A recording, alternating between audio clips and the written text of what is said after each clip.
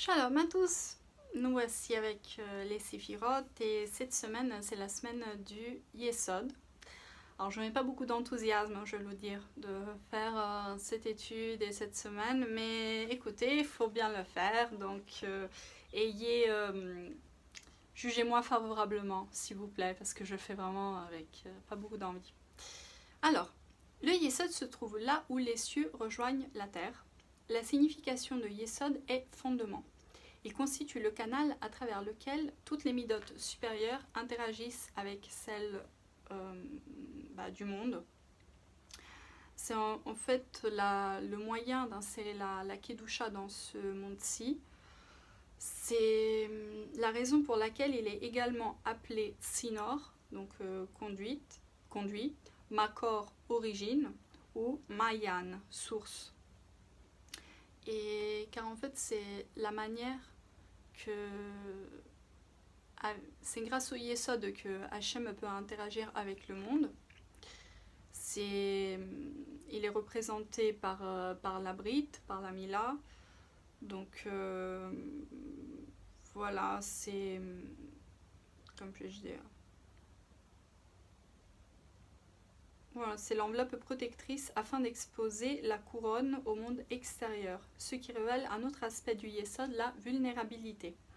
Nous agissons avec Yesod lorsque notre conduite la plus terre-à-terre met en évidence la présence de Dieu, la sainteté de nos propos et dans nos habitudes alimentaires ou la pureté de notre activité, nos relations avec notre conjoint sont autant d'accomplissements du Yesod. Celui qui incarne le Yesod, c'est Yosef Tzadik. Le verset affirme Tzadik Yesod Olam. Le Tzadik est le fondement du monde. Et là, on nous enseigne que lorsque Yosef résista à la femme de Potiphar, il fut considéré comme un tzaddik. Et d'ailleurs, on verra que par la suite, elle va bénéficier de beaucoup de réussite dans sa vie. Il va donner à l'Égypte, va faire en sorte de bien stocker la nourriture. Quoi d'autre? Il va circoncire tous les Égyptiens. Il pourra fonder sa famille aussi. Et il établit les fondations du peuple juif qui fut façonné dans la fournaise de l'Égypte. Donc la réussite de Yosef peut être attribuée à la manière dont il transforma les problèmes du monde en priorité personnelle. Voilà. Grâce à la force de sa personnalité, seul Yosef fut en mesure d'unir le peuple d'Égypte.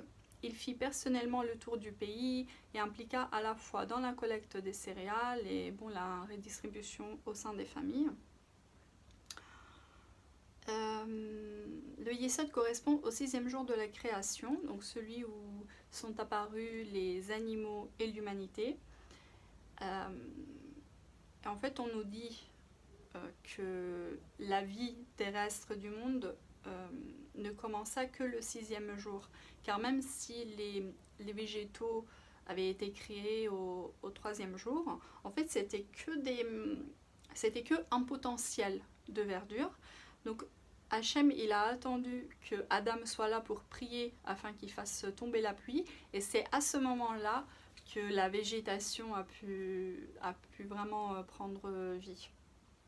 Donc de même que le Yesod est le conduit à travers lequel les autres midotes parviennent dans le monde, Adam et Chava furent les conduits grâce auxquels la création fut achevée. Voilà, la citation c'est « Le Yesod se trouve là où les cieux rejoignent la terre ». Petit dessin, les Sphirot. Voilà, et on commence.